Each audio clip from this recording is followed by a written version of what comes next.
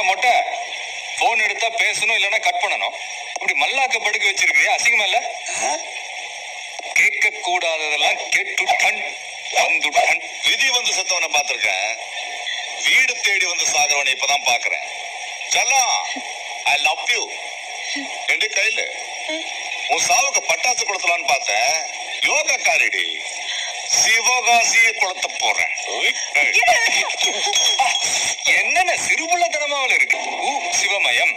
காவல்துறைக்கு உடையப்பன் மனைவி கயல் விழி எழுதி கொண்டது. இக்கடிதத்தை யாருடைய வற்புறுத்தல் இல்லாமலும் சுய உணர்வோடும் எழுதுகிறேன்.